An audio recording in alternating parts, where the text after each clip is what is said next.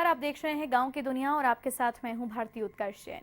इस बुलेटिन में हम आपको दिखाएंगे गांव और कस्बों की हर वो छोटी बड़ी खबर जिसका सरोकार है आपसे। तो आइए शुरू करते हैं गांव की दुनिया का आज का सफर।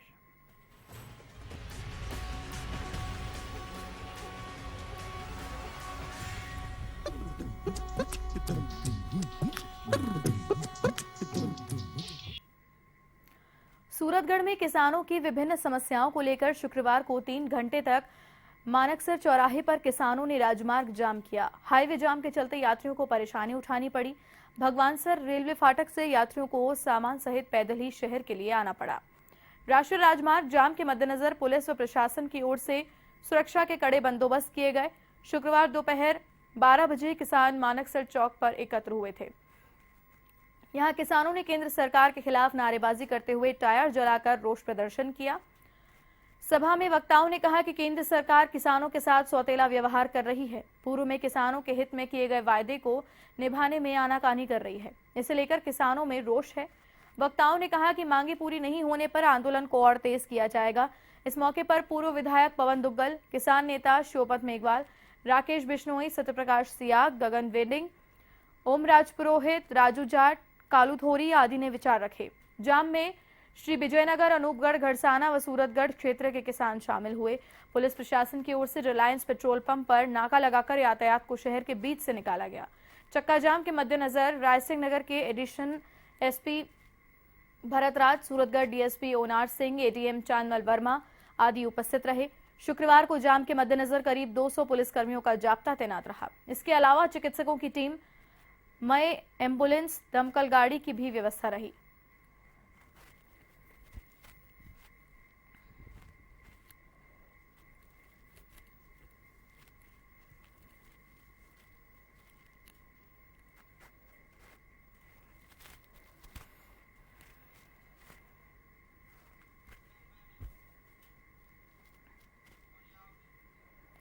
नागौर जिले के पर्वतसर में अखिल भारतीय किसान सभा ने गांधी चौक पर 1 घंटे तक प्रदर्शन किया।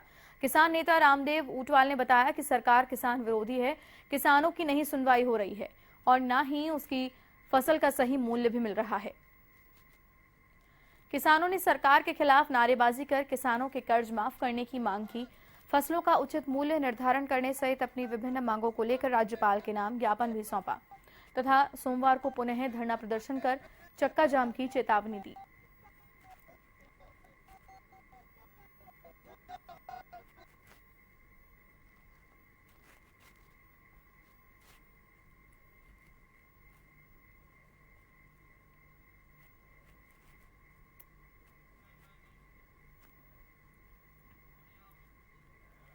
अजमेर के आजाद पार्क में शुरू हुए किसानों के महापड़ाव में किसानों का समर्थन नहीं मिलने से दूसरे दिन भी सांकेतिक रूप से किसान धरने पर बैठे। किसानों के इस महापड़ाव को देखते हुए जिला प्रशासन और पुलिस ने सुरक्षा के कड़े बंदोबस्त किए हैं।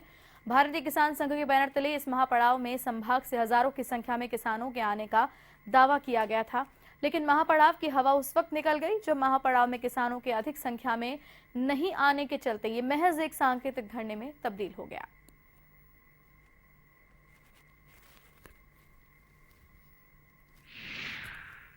महापड़ाव जब तक ऊपर से जयपुर से दिशा निर्देश नहीं मिल जाते हैं जब तक जारी रहेगा। हमारी जो प्रदेश की कार्यकारिणी है उसके दिशा निर्देशों के अनुसार कल भी हमारी उपस्थिति उसी हिसाब से थी, आज भी उसी हिसाब से चल रही है। कुछ लोग जो भीलवाड़ा से आने वाले हैं, करीब 100 लोग और आ रहे हैं। लगभग 200 के लगभग संख्या आज भी रहेगी और जब तक ऊपर से निर्देश नहीं आएंगे जब तक धरना अनिवार्य जारी रहेगा। बाड़मेर के बालोतरा में राजस्थान ग्राम सेवक संघ का दूसरे दिन भी धरना जारी रहा। ग्राम सेवक संघ 15 जून से 29 पंचायतों के ग्राम सेवक अनिश्चितकालीन धरने पर बैठे हुए हैं। इससे ग्रामीणों को परेशानियों का सामना करना पड़ रहा है। जन कल्याणकारी पट्टा शिविर में भी लोगों को परेशानी हुई। ग्राम सेवकों ने सरकार के खिलाफ नारेबाजी भी की।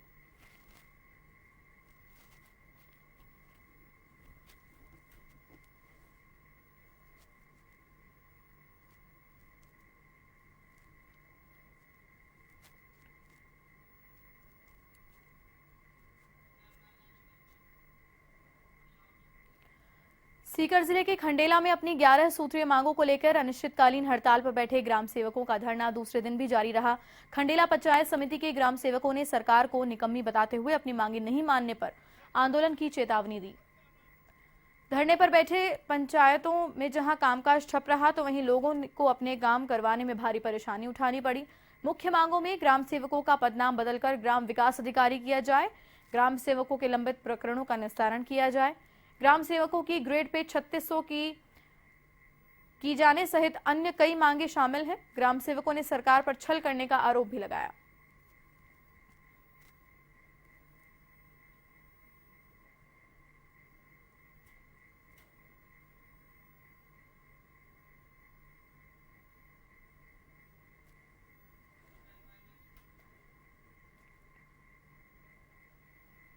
सीकर में अखिल भारतीय किसान सभा की ओर से कृषि मंडी में किसानों की कर्ज माफी सहित विभिन्न मांगों को लेकर सभा का आयोजन किया गया। सभा में पूर्व विधायक अमराराम, पूर्व विधायक पेमाराम सहित माकपा और अखिल भारतीय किसान सभा के नेता उपस्थित रहे। किसान सभा में उमड़ी भीड़ को देखकर किसान नेता गदगद नजर आए। किसान नेताओं ने कहा कि भाजपा की सरकार किसानों के हक पर डाका डाल रही है, किसानों के हितों की अनदेखी की जा रही है। पूर्व विधायक अमराराम ने चेतावनी दी कि अगर मांग नहीं मानी गई तो कलेक्ट्रेट का घेराव किया जाएगा।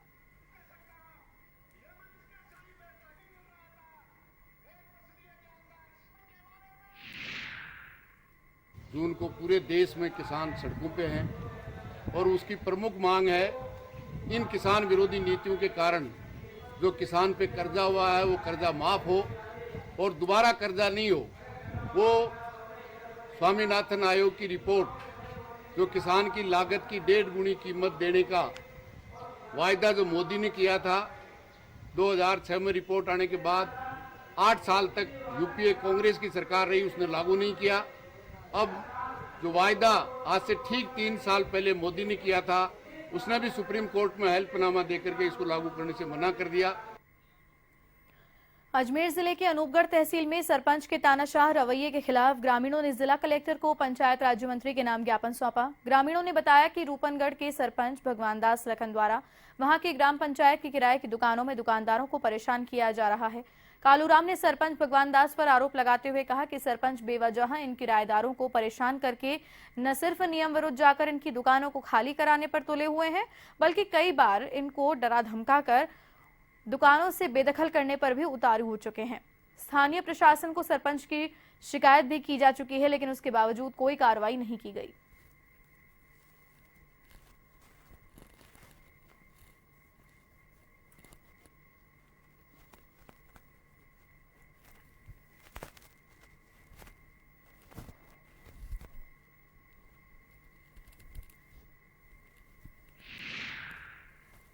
निवासी रूपनगढ़ हूँ। मेरी पत्नी के नाम आवंटन हो रखा था 94 में।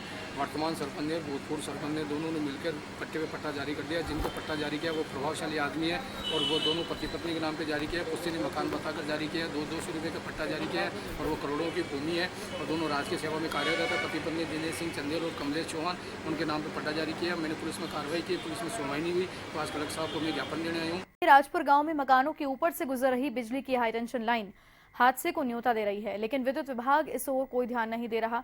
छोटे बच्चे मकानों की छत पर खेलते रहते हैं, ऐसे में कभी भी बड़े हादसे होने का अंदेशा बना रहता है। ग्रामीणों ने विभाग से शीघ्र मकानों के ऊपर से गुजरने वाली हाईटेंशन लाइन को हटाने की मांग की है।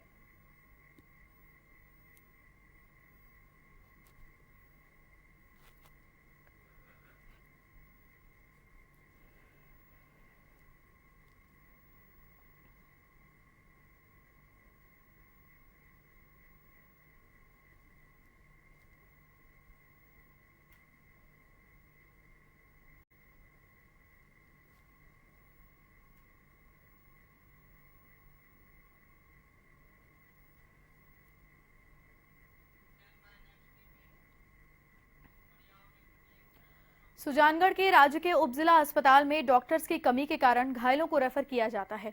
निजी अस्पताल में महंगे इलाज के लिए मजबूर होना पड़ रहा है। चूरू जिले के बाद ये बड़ा हॉस्पिटल माना जाता है। इस हॉस्पिटल में आसपास के 100 गांव के रोगी उपचार लेते हैं। हॉस्पिटल में पर्ची वितरण केंद्र पर लपका गिरोह सक्रिय रहता है, जो डॉक्टर की पर्ची को रोगी से छीनकर जांच के लिए बाहर ले जाते हैं। रोगी को गुमराह किया जाता है। अस्पताल परिसर की पार्किंग व्यवस्था में जहां एम्बुलेंस खड़ी रहनी चाहिए, वहां पर डॉक्टर की गाड़ियां खड़ी रहती हैं। वरिष्ठ विशेषज्ञ सर्जन महिला चिकित्सक पद 5 वर्षों से रिक्त पड़ा है।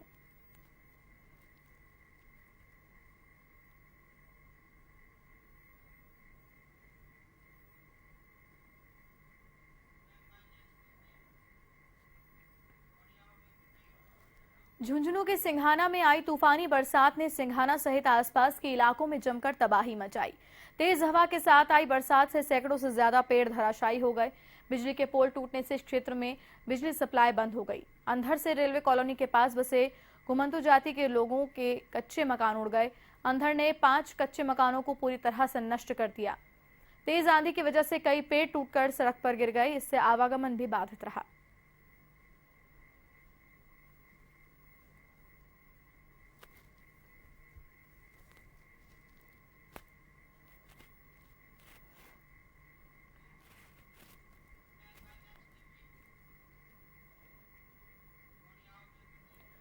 झालावाड़ जिले के अकलेरा कस्बे में गर्मी ने कहर बरपा रखा है।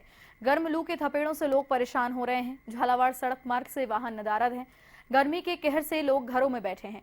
लोग गर्मी से राहत पाने के लिए शीतल पेय पदार्थ का सेवन कर रहे हैं, तो वहीं लोग घरों में एसी और कूलर की ठंडी हवाओं के सामने दिन भर बैठे रहते हैं।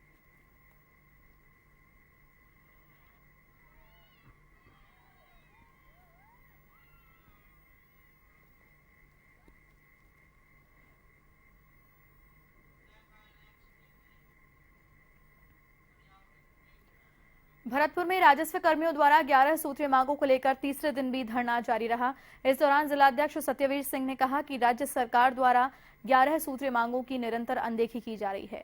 सरकार द्वारा 15 दिन में जारी करने का आश्वासन दिए जाने के बाद भी अभी तक कोई सकारात्मक कार्रवाई नहीं किए जाने के विरोध में भरतपुर के सभी पटवारी, गिरदावर, कानूनगो, नायब तहसीलदार व तहसीलदार 14 जून से अनिश्चितकालीन सामूहिक अवकाश पर हैं और जब तक राज्य सरकार उनकी 11 सूत्रीय मांगों पर सहमत नहीं हो जाएगी, ये धरना जारी रहेगा।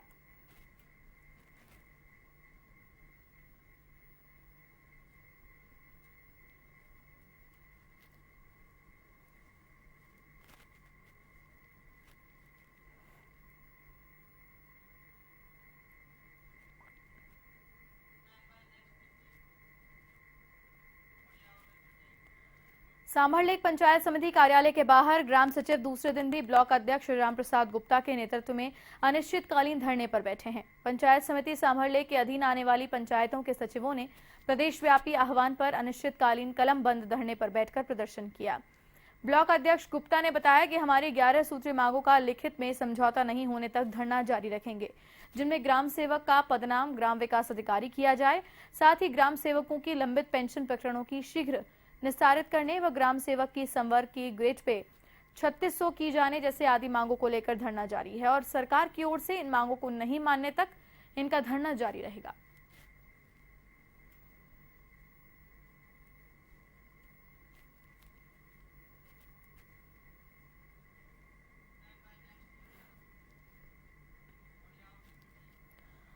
21 जून को योग दिवस मनाने की तैयारियों को लेकर नावा उपखंड अधिकारी मुकरम शाह ने विभिन्न संगठनों के प्रतिनिधि व विभागों के अधिकारियों की बैठक ली। बैठक में 21 जून को योग दिवस मनाने को लेकर प्रचार प्रसार करने के बारे में विचार विमर्श किया गया।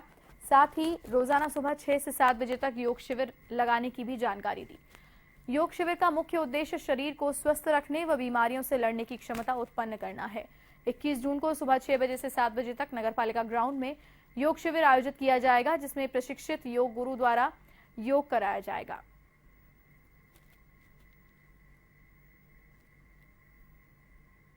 जोधपुर के ओसिया में जीएसटी में कपड़ों पर 5% टैक्स लगाने के विरोध में कपड़ा व्यवसायियों ने दुकानें बंद रखकर विरोध प्रदर्शन किया। कपड़ा व्यवसायियों ने बताया कि कपड़े पर पहले किसी भी तरह का टैक्स नहीं था, लेकिन जीएसटी के आने से कपड़े पर 5% टैक्स लगाया गया है। कपड़ा व्यवसायी ने वित्त मंत्री के नाम एसडीएम को ज्ञापन सौंपकर टैक्स हटाने की मांग की है।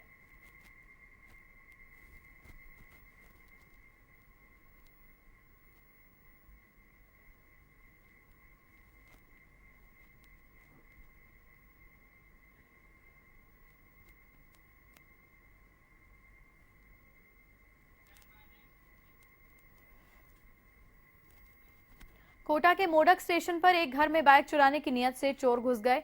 जागने पर मकान मालिक ने शोर मचाया तो चोरों ने मकान मालिक पर पत्थरों से हमला कर डाला।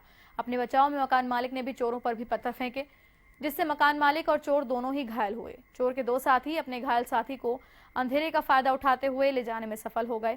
मोडक कस्बे में आए दिन चोरियां हो रही हैं। क्षेत्र में बीते माह में भी 1 दर्जन बाइक को चोर ले जा चुके हैं।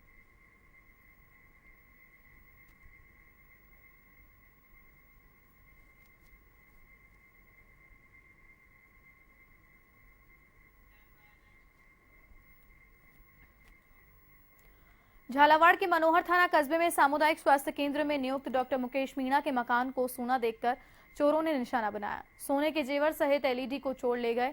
सुबह दरवाजे का ताला टूटा देखकर पड़ोसियों ने डॉक्टर और पुलिस को चोरी होने की सूचना दी। मौके पर पहुंची पुलिस ने जांच शुरू कर दी है। पुलिस ने बताया कि करीब 5 लाख से अधिक का चोर सामान चुरा कर ले गए हैं। लोगों ने पुलिस की कार्यशैली पर भी सवालिया निशान खड़े किए हैं।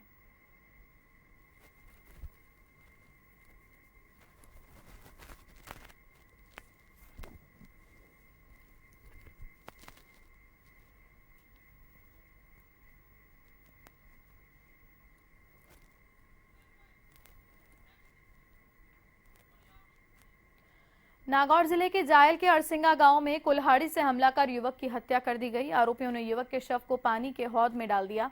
जानकारी के अनुसार अरसिंगा निवासी 18 वर्षीय रामदेव मेघवाल का शव पानी के हौद में मिला। हौद के बाहर खून गिरा हुआ था। घटना की सूचना मिलने पर पुलिस के आला अधिकारियों द्वारा फोरेंसिक टीम बुलाई गई। परिजन जायल अस्पताल की मोर्चरी के बाहर धरने पर बैठ गए। पुलिस अधिकारियों ने परिजनों और ग्रामीणों को समझाकर मेडिकल बोर्ड से पोस्टमार्टम करवाकर शव परिजनों को सौंपा। एक आरोपी को हिरासत में लेकर पूछताछ की जा रही है।